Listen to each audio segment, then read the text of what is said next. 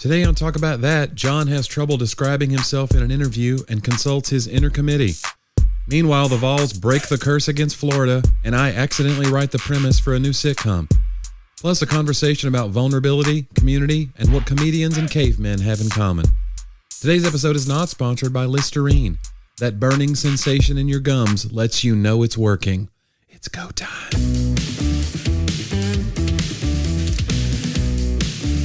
They said it couldn't be done, and here we are doing it yet again. Let's talk about that. I'm John with Jonnie. No one said it couldn't be done, John. People have been really supportive. They should have said it.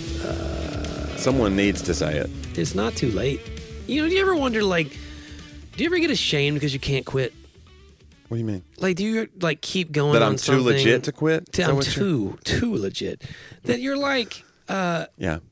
Sometimes I'll keep going in good things, but it's like they're not doing that great. Diminishing returns, yeah, as it were. You get those people out there you know what, man, I just want to make sure I'm focused on the one thing. Yeah. I want to be on the one thing, and on that one thing, I just put everything else as just distraction. I just put it to the side. I'm like, I don't do that very well. Yeah. I just stick with all the things. Or knowing when to quit something. Didn't C.S. Lewis have a quote about everybody wants progress, but if you're going the wrong way, the most progressive man is the one who turns back soonest. You know, come on, guys. You got to know when you're this isn't progress anymore. And that's a wrap, guys. We're out.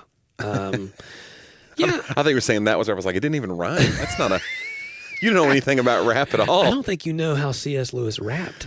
Yeah. Hip hop legend C.S. Lewis, of course. Yes, of course. No, I mean it's very true. That's what I'm saying. I don't know when to turn around often. Won't that preach? The Six has the inner committee. You have all these different voices going on. And everyone has that. Is it an itty bitty inner committee? It is. That could be a title for a book right there. Wow. Yeah. They don't feel that itty bitty. Yeah. But when you ever seen those commercials yes. the one for the it's real estate and she's shopping for a house and she walks in this boardroom and there's a table full of herselves. Oh, and she's no, all right, positive me. Let's get a take. She's like, I think I could really work out, and and it's what about worried me? He's like, well, have you thought about all the, of course we knew you were going to say that. It's just very funny. They all start chanting me at the end. It comes back out and she's at her phone clicking, applying for a home loan or something, But it's it feels very it scratches that itch of everything being about you. Well, but what it's saying is inside there's all these, and there's actually a bunch of commercials when you start looking like that. There's also a Nissan commercial where there's 4 of her riding in the same car. One of her has glasses on. She's and she's the nerd. It fills all the roles of your personality. Right. It's what? Where's the Wi-Fi? In here. What's the password? And the other person's yeah, remember when we did this? And she's all the fun one. And so the Nissan Rogue or whatever gives you all of those. Yeah. It touches all the parts. Checks all the boxes. Right. Yeah, I have those things, and I don't know. It's hard to know which one of those parts to listen to. So I don't know if you ever feel that way. Some of you think we should quit the podcast, and we're not going to do it. I'm not going to do it. There's a part of me that says, you can't stop me. We're the nerd in the Nissan Rogue. Right. We refuse. That's the only part we have. We're not any fun, but we're not going to stop. Right.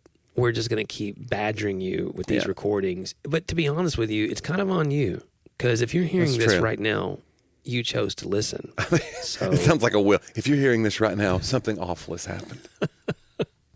Yeah, I actually went to a meeting. I don't know if I talked to you about this. I went to a meeting with some really amazing people that do platform development for authors and different people. Yeah. We had a 2-hour work session on this whole idea. And I'm not in a good way, I'm the worst nightmare for these folks because they always start and I'm very suspicious of it. Okay, we're going to make this one sentence.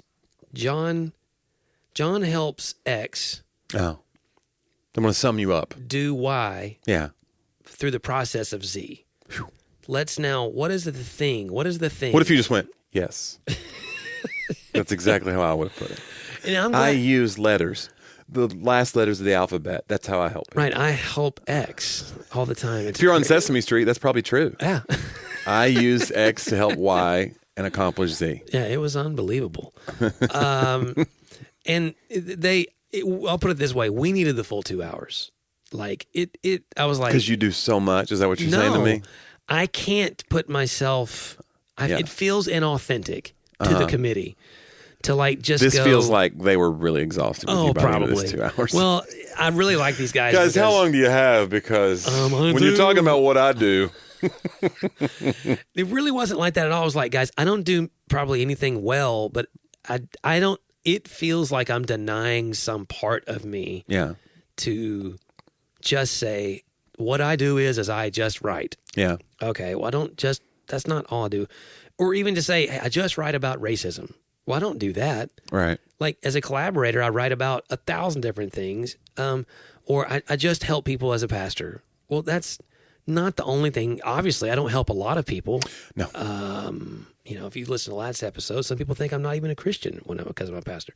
And then or I just do a podcast about what? Well, about that. Like we intentionally have an open-ended conversation. And I spent my life trying to nail down what those things were in order to fit into those kinds of sentences, and it doesn't, not only does it not work if I do just pick one thing and try to focus on it. So you would say that you're a mile wide and an inch deep. Is that what you're going to say, John? That's what I'm going to say. Hey, they did come up with a term for me. Okay. Well, I even dropped the Bible on them. They're believers. I was like, hey, okay, how would this sentence work out for David?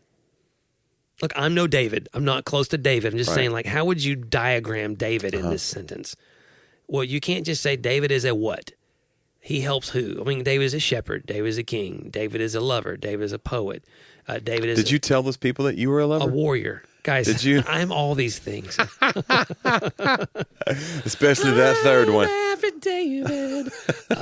Yeah, that's why I broke into Whitney Houston. It's all in me. Anything you won't run now, I'll do it naturally. It got weird. They were like, "Don't call us. We're gonna really chew on this for a while." Yeah, we're gonna see a lot of other people who don't call themselves lovers. You know that security code that we gave you to get you into this building? That was a one-time use. That's been changed. Johnny, I'm a lover and a fighter. Why can't you be both? You know what I'm saying? That's true. Yeah. Well, not at the same time. That'd be weird. That'd be weird for everybody. Pretty sure they'll prosecute you for that. But yeah. It was a really fast. Actually, we got a lot of places. You know what they came up with for me? They was like, well, because of what you do as a collaborator, you're a Renaissance man. That's what you were trying to say. No, I didn't want to say no. I was just like, I just think. Wait, you think Renaissance man is more pretentious than what you said? I didn't want to say Renaissance man. That sounds horrible. What I said was, I'm King David. Oh, I can't breathe. I didn't say that at all. Yeah. Listener, I didn't say that. Okay. And I didn't even mean that. I just meant whatever happened to the idea. I did say whatever happened in a previous call to the idea of a Renaissance man. Yeah. Why do we have to? This is like, okay, sorry, leadership people out there with podcasts much larger than ours. I understand you're really great at what you do, and I'm jealous of you. Yeah. Not that your podcast is larger, but that it's all so simple. Well, or some people just pick a lane. They just pick a lane and they go, yeah. I'm going to go deep into this subgenre of things. Yeah, like you have clarity on. They find a niche. You have clarity about your niche or your lane, right? And I don't have clarity about that. Like I've never been able. Right. I just haven't. And they were kind of like, it's kind of like what you do is you help other people in their niches and lanes. Like that's a big part of the collaboration side. Mm-hmm. We talked about the podcast. They were like, I was like, I don't think Jonnie would have started his own podcast if we hadn't done it together. Right. And that's for sure. I certainly wouldn't have if you hadn't. I've been trying to get out of this one. Right. You won't let me go. There's a contract, and I'm not awkward. But that's good that we get to help each other. Like I do best when we're mutually. Mutually is when you're mooching off of someone and you're both doing it. It's mutually beneficial. Two guys who are sharing like a basement apartment. It's mutually beneficial. Right. Like both of their moms own that apartment. We just wrote a new sitcom for NBC. There you go. But like I think I do best at this point in life in those places when I'm helping somebody with their story, And so they actually made the sentence. It was really interesting. They summed you up. They boiled you down. Well, he goes, he said, "Well, say this. This is a lot longer of a sentence." We wanted a couple sentences from you. You have broken them. This is a trend. You broke our system. It was Okay, and I would be hilarious if they listened because they were so great, dude. They're so great. John helps message bearers craft their authentic, God-given message by bringing research, good writing, and humor to help them do something they couldn't do themselves. So, but it was also like, hey, also though, for us, like that means there's nothing for us to do right now. Oh, okay. We want to keep talking, but like it means like there's not a key. Right. You're helping others do the key thing. What was the old product, BASF? We don't make a lot of the products you use. We make a lot of the products you use better. Yeah. Yeah. So, but they felt like that there's a message, and I think I've done a few. There's things that are still brewing in me that it might be time for me to be one of the ones taking those other things. But I like doing that. So yeah, I don't. And the other thing, here's the term though. You know what they called me? It's like what you are. You're an expert generalist. Yeah. Jack of all trades. Expert generalist. I was like, wow. No one's ever, like, I've wrestled with this for so long. And now I do feel pretentious saying expert. Expert generalist. It means you're really good at not being good at anything. You're generally good. If mediocrity could be measured, you are the highest mediocre person that we've ever met. It's like I did a thing for denomination one time, and it was called the General Baptist. That was the denomination. And so when I got there, I was like, I said this in the microphone. I go, so you guys don't believe anything specific? They did not like that. If you've ever met the General Baptists, I'm not sure that was the joke. In general, you're not supposed to do that. No, they were good. They were good sports about it. No, I mean, I said it's so much better than that Dollar General Baptist. Those people, good. It's like a knockoff. That's not. Get out of here with that. DG gospel. Dollar General Baptists. John, that's good. Yeah, you know what's funny though? What you say about that is true. When I feel the most whole in what I do, it is when I'm using my voice and my jokes and my dumb stuff that I wrote to help like an organization raise a bunch of money that'll help people. Yeah. So when I do fundraisers, I did a fundraiser this weekend for a drug and alcohol rehab center in Virginia Beach. And I was hearing some of the stories, and some of the guys got up that have been through their 90-day recovery program, and they were doing cardboard testimonies. And one of them had a sign, and on one side it said, 45 years drunk. And then he flipped it over, and it said 5 months sober. Wow. And it made me cry. And it's like me being here with my dumb jokes, and then that guy gets up and does his thing. Mm-hmm. I entertained them while they ate. Then he gets up and got to tell his story. Yeah. And now they raised $70,000 or something that night. Wow. And I was a part of it.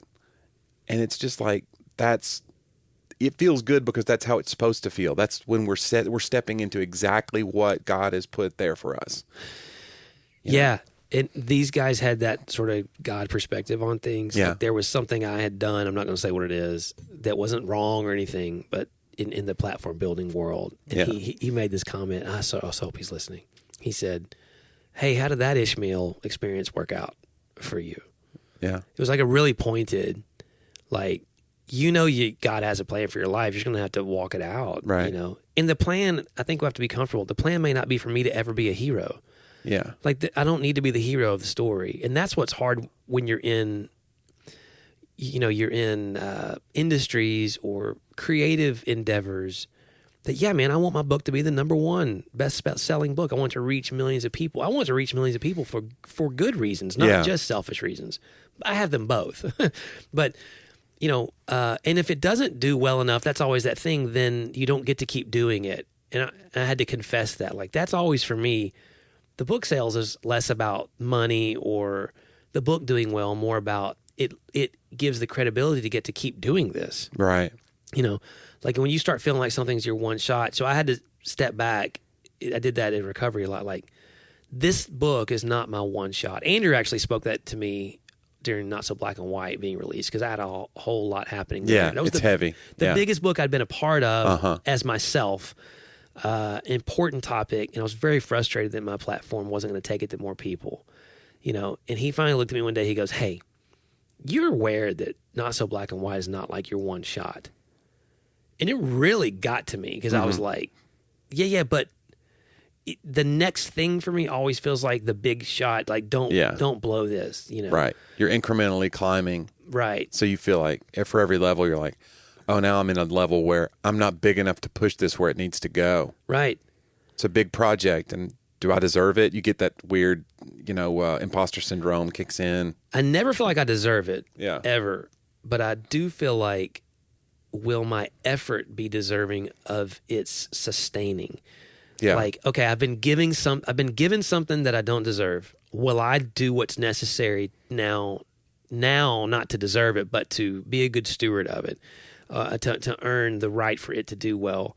And that's the whole, I think, what does God require of me, and what can I just rest in that he's going to do? Right. If you just sit back and only rest, like Jonnie, if you don't send an email today to your agent, if you don't send an email to a place to book a show for next year, you can't just sit around, right, and be like, God's going to just bring shows. I'm going to let the game come to me. Right. I mean, I gotta, I can't just, and that's what, they were saying, like, maybe it's not time for this particular book on this topic. You have the stuff to say.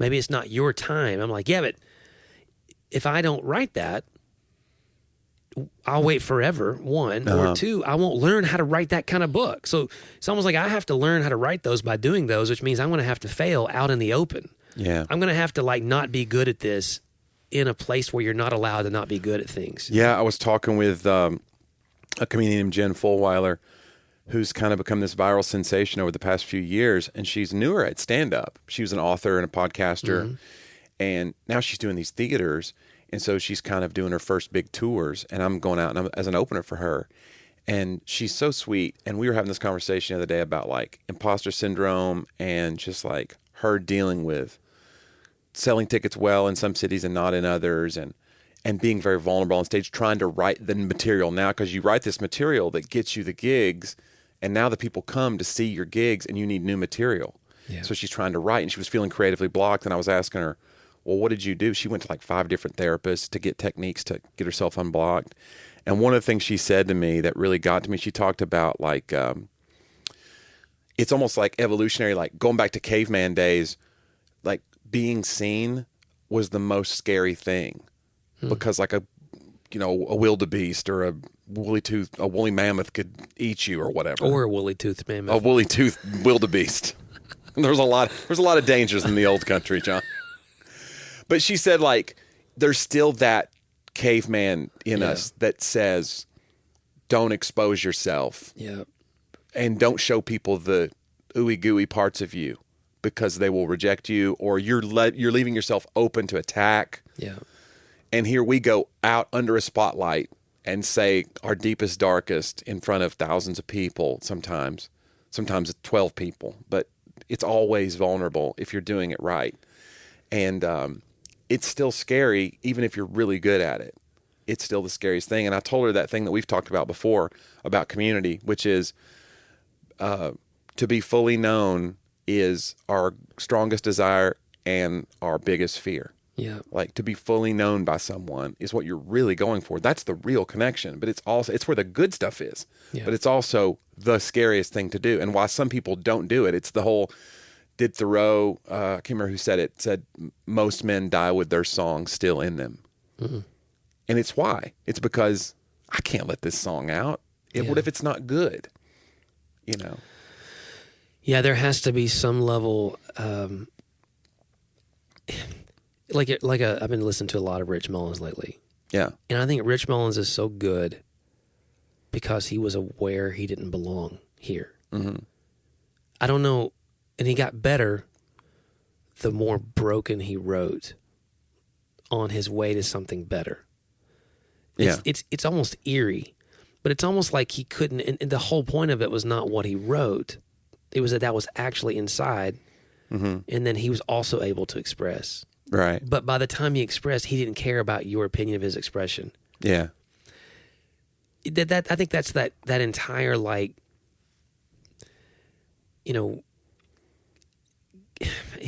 you read these stories of someone who's super wealthy who, towards the end of their life, comes to realize that the wealth meant nothing, or they misused it for the wrong reasons, and this was all that made them happy. But we all still be like, yeah, but I need the chance to learn that lesson. Right. It may be different for me. Do I have to go through Like, you still want the thing that won't satisfy, but it's like humanity. And so when you meet or hear someone's art that are expressing, they really have that inside, but then you realize they probably don't need you to validate it. Mm-hmm. It's so striking Yeah. that you go, how do you Well, know? and that's kind of what confidence is. And if you're a speaker, it's almost like, well, this guy doesn't care what anybody thinks about him. I like him. Right. It's like you acquire the thing right at the time when you seem to care about it. At least now, some people can fake confidence. That's part of the deal. Yeah. We've talked about that before in my journey. That I feel confident in my material now enough to get through a show without just having panic attacks. But in the beginning, I knew that I had to be confident to get laughs, but I wasn't confident, so I would fake it. I would do my impression of a confident comedian. Yeah. So I was just an impressionist. Mm-hmm. And then after you get enough laughs with those same jokes, you're like, oh, these work. And now my confidence is in that, but it's not in myself really. Yeah. You never feel 100% comfortable. People that feel 100% comfortable on stage, I don't understand that. Because I'm always thinking, how do I make that next group happy? What's the next thing I'm going to say? Okay, this worked, but this did. There's a monitor going on. I'm hearing it's like you talked about last episode with the click tracks in your head about the next verse coming. Mm-hmm. I'm hearing that too. And you are too as you preach. You're going, all right, why aren't they connecting? In the first service, they leaned in when I said this. Why didn't they lean in this time? Right. And you're trying to talk yourself out of where you're going. I do that now, but there's a confidence and a swagger because I believe in what I've written that I can purvey on stage, and it makes people lean in and they go, there's something about this guy. But it took years and years and years. And now I've met comics who really don't care, and those are some of my favorite people. They're so funny because they just don't care. And also probably not the kind of people you would have a great daily relationship with necessarily. Right. Maybe not. Right. That's true. If I don't relate to people who are supremely confident, right, or supremely like aloof, because, like you said, that might make for a good performer, and it might make for a terrible father. Yeah, I mean, I'm watching this documentary about Johnny Carson, who's probably one of the best entertainers of the previous generation. Yeah, and there's no doubt. I mean, and he could connect, and he could make any act that came on his stage look good. He knew exactly the right question. He knew when to get out of the way. He knew when to intervene. He always had the funniest lines. He had the best monologues, and evidently was just a heel. Just cheated on all of his wives. Was such a negligent dad. No relationship with his kids. Like, just not a great guy. But nobody ever knew that because he was good at kind of covering all that up. And this was back in that generation where there's no social media. Right. So you can just be. He's a famous person. He's untouchable. Now, we want to touch famous people. Right. But it's just odd to think that juxtaposition's going on where, like you said, you kind of gain the whole world, but you're like, but what's going on in there, Yeah, it's hard. So I want to be both. I want to be like confident in what I do, but also be humble enough to go, this was handed to me. It's a gift. And off stage, I need to be able to be vulnerable and be real with people and be there for people. Yeah. Tom Hanks said that one time in an interview, and I'd never heard a famous person say anything like this. They said, do you have any regrets? And I think the interviewer thought he's going to say, I regret doing, the Da Vinci Code or whatever. And what was the one he did? The Bonfire of the Vanities was the most famous bomb that he did. All-star cast and a huge bomb based on a book, and it bombed. He said, I wish I'd been a better friend over the last 30 years. And I never heard anybody famous say anything like that. And I don't think I've ever heard anybody since then say anything like that. Yeah. I wish I'd been a better friend. You're like, you're Tom Hanks. Right. People just are going to have to understand you got to be shooting a movie in Milan or whatever, wherever you're headed next. They'll just get it. But no, even he felt like, no, I blew it. I took advantage sometimes. And I have a friend, Jason Earls, and he said that one time in a note on our Facebook wall to like a group of comedians. And he said, don't use your time that you need to be spending with your family as an excuse. Don't use like, I've got to go write, an excuse to get away from your family. And don't use your family as an excuse when you know you need to be creating something. That's the balance we have to strike. Yeah. So it's so easy to get into that thing of like, I'm here, I'm at dinner, and I want to be present. But anytime I want to get out of this awkward conversation, I can be like, well, I got to go finish that sketch I'm working on, or I got to, I got that show tomorrow, so I got to punch up this stuff. You can get out of it. Yeah. But don't do that. Interesting. Don't retreat. Yeah, the balance is really hard. There is a, like, I think you said the word, I mean, humility, I think, remains the central trait that still is striking to us when we see it mixed with successful people, because I think it's so hard to maintain for all of us, much less if someone has some great, societal success. If you sense humility, I think what people like about Jimmy Fallon is a perceived humility. He's what, 10 years in now, I think, to the Tonight Show, right? Maybe, yeah. And he still acts like that he's getting to do his dream job every day, and he can't believe he got there. There's that feeling. He's really good at it. Really good. I mean, the bits that they pull off and write them, it's unbelievable. But when he interviews, there's that feeling, that he's really grateful to be there. Right. It feels like one of us is getting to interview a famous person. Right. Even though he's way more talented than almost all of us. If there's a critique of him, it's that he is too boisterous and too effusive.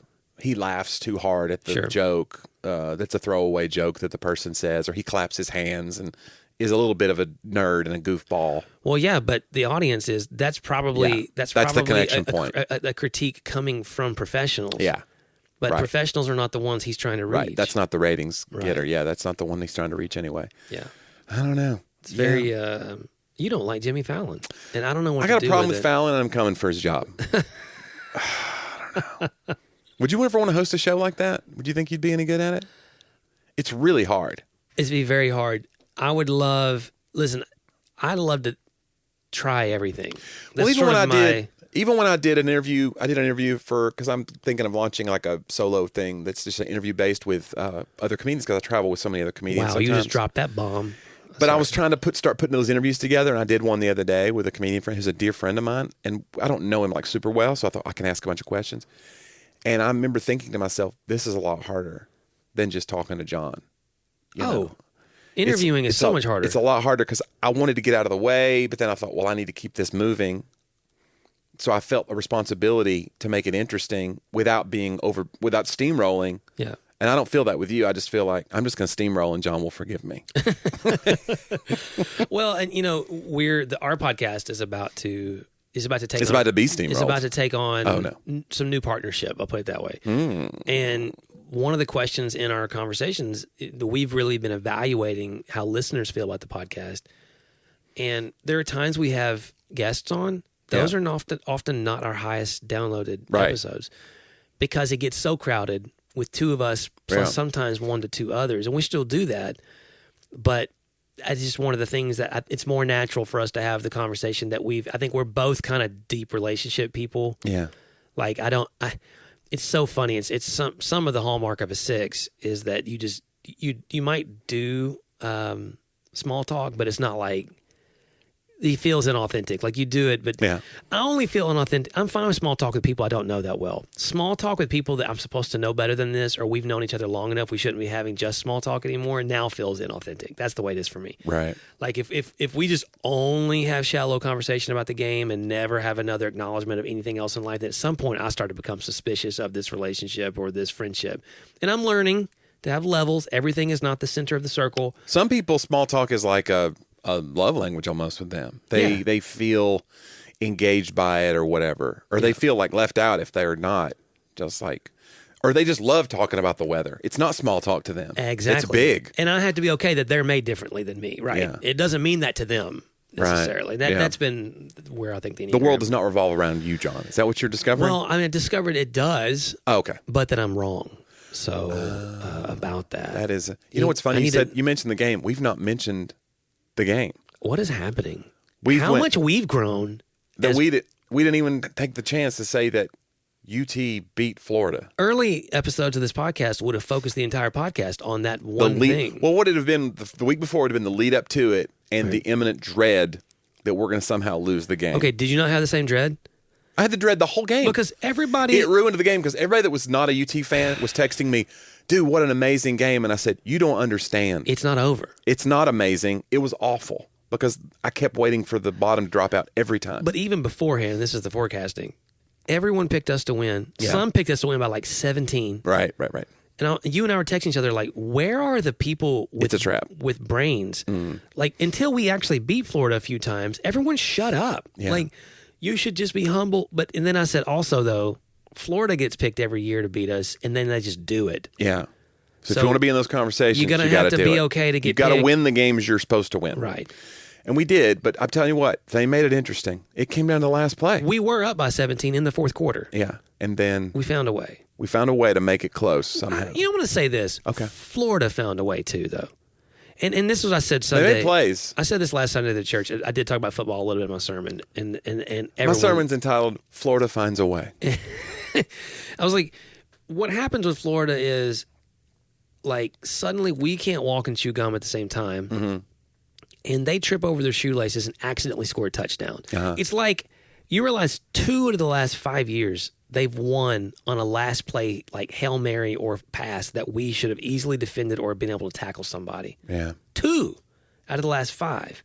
And there have been others, and I read some articles on like all this. Like, it's insane how suddenly We've been very snake bit. the rules of against that team. gravity don't work anymore. It's like that and- gator on the helmet is worth an extra touchdown in our minds. but It's like even- a mental block. Like Felipe Franks, their quarterback, who honestly was not that great, looked like a Heisman candidate against us. And same thing this time. Anthony Richardson had a good first game, and then he horrible the next 2. And he has, Jonnie, 453 yards That's a lot. he threw against us. Yeah. Our vaunted defense. and then Not vaunted anymore. I'm not going to call out the name, but there was one guy I was sending you. Like, the guy is in 2 plays he missed 3 tackles somehow. Yeah. In 2 plays he missed 3 tackles. Like, he went after the quarterback, missed him. Yeah. The guy threw the ball on a 4th down conversion. They converted how many 4th downs? 5, I think. Yeah, a lot. Yeah. So then after he missed the quarterback and allowed the guy to complete the pass, then he went to tackle the guy he threw the ball to. He missed that tackle too. And then I was like, guys, someone, and of course, if it had been you would have made I would have made that tackle. Can we tell the story of the time that we were playing football in the churchyard and I catch a pass and I'm running. You're the only one standing between me and the end zone. It's like all the kids cleared out because it was like John on Johnny. I'm probably 260. You're easy. Easily 265 I was maybe. probably 160. Yeah. And you're there to make the open field tackle. It was like a slow-mo movie. I think I lowered my shoulder and I pancaked you. You fell down flat on your back, and then I literally like walked over you, like Allen Iverson walked over the guy Ty Lue in the finals game. I walked over you and then walked into the end zone. It was legendary, and the kids never let It was a moment. live that down. You had to stop being youth pastor. I They wasn't a said, youth "We pastor can't-" yet. Oh, okay. We were just youth leaders. It was in Knoxville. It's amazing you got the job after that. I turned around. The kids still respected you. And yeah, you absolutely just leveled me. That was a big moment for me. Why? I was not an athletic kid growing up, but I was Johnny, like, you know what? But neither was I. So That's why was true. that such a big moment? I just don't know. It's just it's Like, a I'm fun, going to go flatten this guy 100 pounds less than me and like, 6 inches shorter. I'm just going to run him over. I get it. I see And why now. I couldn't just wrap up your legs, I'm not sure, but your legs came over me like the legs of a dinosaur or something. It was just like, these were unstoppable. You really did. You just, They call me old dinosaur legs to this day. I'm a woolly tooth mammoth. jeez, man. Yeah, that was, Yeah. and you were thinking in your head, like, I should have played football. But what you weren't realizing is someone else would have tackled you. Yeah. Yeah. It was a bad, Other people, anybody with any football skill at all would have brought me down. It was the exact right Really, person that was in my anyone, way. a small child, anyone really, a puppy could have tripped you. Anything. That's how it A felt. tree root, had it been in my way, could have stopped me. A pebble. It was a strong breeze. Yeah. No, that's how you feel about Florida. Like, suddenly, and when they recovered that onside kick, Right. we should have won by 17 or more, and then they came down and scored, and now, but inexplicably, they just kept going for 2 when it didn't matter. He could have cut it to 10. Instead, he tried to cut it to 9. Right. And it was like, Make no sense. well, because he thought he was going to win now on a touchdown and a field goal. But it's like, yeah, this is too early to make that call. Like, try to get the one you got twice. So then, because he did it the first time, he had to do it the second time. Yeah. And they missed on both 2-point conversions.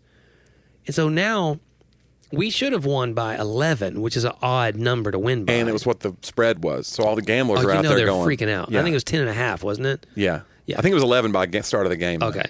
And by the way, Ramel Keaton, who is basically the backup, he's a senior year, and he's a great receiver. He had his breakout game finally, and I actually called it. I was like, Keaton has to have a big game because Cedric Tillman is our lead. I mean, he's all SEC. Right. Best player probably. Unbelievable player. And he's out with a knee injury, not for the season, but for a few games probably. And I hope we have him back for LSU. But, bro, Ramel Keaton, that's the best catch I've seen a Tennessee player make in maybe 5 years. I mean, he stretched out for that Where he ball. laid totally out and still touched the ball. Unbelievable. I mean, perfect catch. It was the kind of play Florida usually makes against would us. have made it against us. And We were Florida in this game. Hendon Hooker, Yeah. he's like truly in the Heisman conversation, which I'm also nervous about. It's still only 4 Yeah, I mean, games it's going to in. happen again. The Peyton Manning thing's going to happen again where he doesn't get it because we're... Peyton Manning would have got if he'd have beat Florida. Yeah, it's true. He did win the SEC that year. So you're saying he only has himself to blame and he'll never be anything? No, I'm saying unfortunately. Are you saying Peyton Manning's not going to be successful? Guys, bring Peyton on the podcast. I want to talk about this. No, I'm saying that, and they said it the other night, no matter how good you are, if your team is not in contention, then you're probably not going to win the Heisman, which I think is kind of garbage because it's not supposed to be a team award. It's supposed to be who's the best player. I could see losing 2 games or 3 games would knock you out, but just losing one key game shouldn't knock you out. Unless you just throw 5 interceptions. But in the SEC, if you're up against, Yeah. Bryce Thompson, right? I don't know. What's his name? The quarterback who won last year. Bryce? Bryce. Is it Bryce? Oh, my gosh. I don't know, John. Guys, I'm sorry. Heisman winner 2021. Siri, who won the Heisman in 2021? Bryce Young. Sorry, I said Thompson. My bad, guys, Alabama fans, but I'm not a big fan of Alabama, but amazing player. Okay, Jonnie has started... I don't know what happened. What was that? I asked Siri something, and then they started playing this song. Anywho. I think it's Billie Eilish. Anyway, all right. If Bryce Young... Billie Eilish was quarterback of the Alabama Crimson Tide. If Bryce Young, and they've gone, 11-0. Right. And Tennessee has gone 9-2 at that point. Or call it more realistically 8-3 or something. And they have the same yards, you're going to give it to the guy who, in theory, won more games. Now, he's all surrounded. He is surrounded by 5 stars. And rounded. But kids with dinosaur legs, probably. When one 5-star gets injured on their team, there are 2 5-stars backing up the 1 5-star. Yeah. On ours, we have 2 5-stars. So you're saying we need to recruit better? No. I'm saying that I think Nick Saban made some sort of deal with the devil. And I'm not sure. I mean, do you not believe that? I don't know. I mean, it's one of those. It wasn't like the one you said where you're like, hey, you can learn guitar chords. No. Immediately he started winning. Yeah, and he did. Maybe he's a better coach. But I I think there's no doubt at this point. Conspiracy Saban's theory. the best coach ever, probably. I think this other spiritual conspiracy theory makes better sense to me. I mean, if I want to follow along with sort of the way our nation tends to process information and facts right now, it'd be easier to say that Satan made a deal with the devil than to just say he's a much better coach. Fulfilling the prophecy, he'll open the 7th seal. Right. And then Bryce Young will come running out with a basket of and then locusts. Billie Eilish movie music will play. That's fine. I'm just kidding, guys. I don't think Saban is fine. Please get Affleck. Protect yourselves. Sorry, I do like that commercial where he's like, you hear that goat. Yeah. He goes, "Is that a goat?" And it goes over. Have you seen this? Deion Sanders goes, "You talking to me?" To me, and he's like, "Ding!" And he has a little. I want to do a video where there's a gleam on your. Our teeth are the thing. I don't think my teeth are white enough. My teeth are clean, and I have good teeth. Well, they add that in. They're Jonnie. straight. You don't have to do the ding. Oh, it's not. No, it's like you can't get your teeth white enough to actually gleam. No, I've never seen it. I guess if you. I've been wanting something I can't even have. If you shone a light. Wow, that's a tough one. If you shined a light. Yeah. Shone. You shone bright as the sun. No, it's got to be. Shine to the. So you add that in post. It reminds me of. We need to add it to the podcast. Ding. Well, now that we have video, we can. We're not going to. All right, fine. It's not too late. I mean, if you want to learn how to do stuff. Thanks for listening on video and watching on video. If you're listening and watching there, it's available. I feel that you're thinking like I'm overthinking this. know that you're thinking people that don't exist. But I could be wrong. Guys, prove us wrong. Yeah. Go to Subscribe. the YouTube channel. Go to talkaboutthatpodcast.com where you can find all of our archived episodes. Over 200 of those bad boys. Boy, they're piling up, man. The only thing to do is to start whittling down that by listening. They're piling up faster than Tennessee's wins. You can. 4-0, John. Technically, they're piling up at exactly the same rate because we both do that weekly. That's true. It's every week. 4-0, though? That's a lot to live up to. First time since 2016. We're going to beat LSU? No. I feel good about it. Because this will come out the week after that. I feel good about it because we have the bye week. I'm going to hopefully be in Cancun. You're going to be in Amelia Island when this comes out. Anna Marie Island. Yeah. Anna Marie Island. Is Amelia Island a That's thing? another one, yeah. Okay. Yeah. We don't go there. They're mortal enemies. Oh, really? They have Gosh. a There's land war? Pirate ships and... Interesting. Yeah. But it's I do feel good. I think I'll be watching LSU game at the beach. That's a dream, by the way. When I ever got to watch a UT game at the beach, like the level of relaxation, unless we lose, and then it ruins the whole vacation. Right. I'm just kidding. Go punch a wall. Knock down your daughter's sandcastle. That's what you get. Next time, you'll think about it or whatever. And, if you could catch a ball. Oh, sorry, Sadie. I didn't know I was talking to you. Daddy blacked out for a second.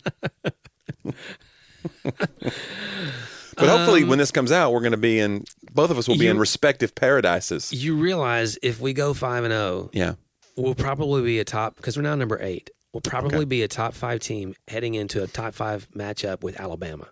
I don't like that. Next week. Don't like that. At home. Oh, it's at home? Yeah. Okay. We could checkerboard again in the stadium.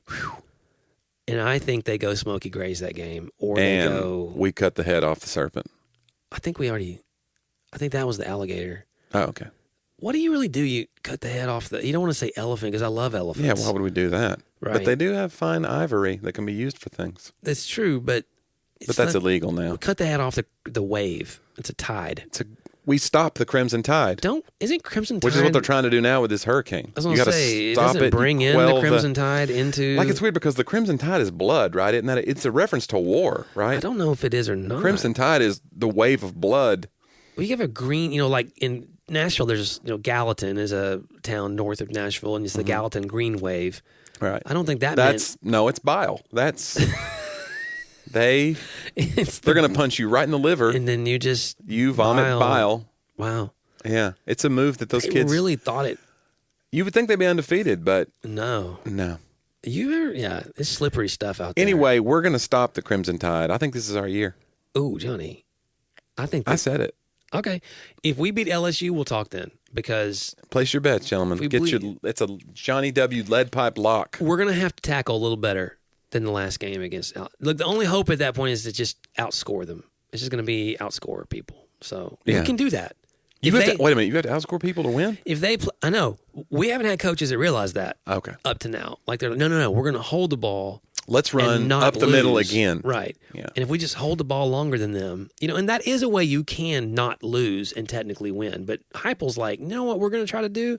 If we have 30 seconds left, we're going to try to score again. Would you say he's living up to the Heupel? Come on, guys. That is a homophone. I think because they're spelled different. They're spelled different. I don't remember Guys, we know that regardless of what we forget on the show, that you remember every week to listen, and it means a lot. So make sure you check out that website, talkaboutthatpodcast.com. Go to our link trees. You can find all about us, John's books, my dumb social media. Follow me there. I got a new camera, so I'm taking new photos on Instagram.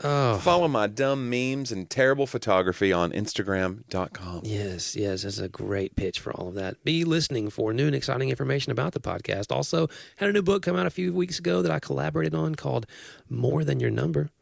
By Beth and Jeff McCord. It's if you want an introduction to the Enneagram, or you're an Enneagram enthusiast and you're thinking, what's next? It integrates a lot of the internal family systems sort of language into the Enneagram in a gospel setting, in a way we kind of talk about it sometimes on the podcast. So go check it out, man. Go to Amazon, leave them a review. It's a great book.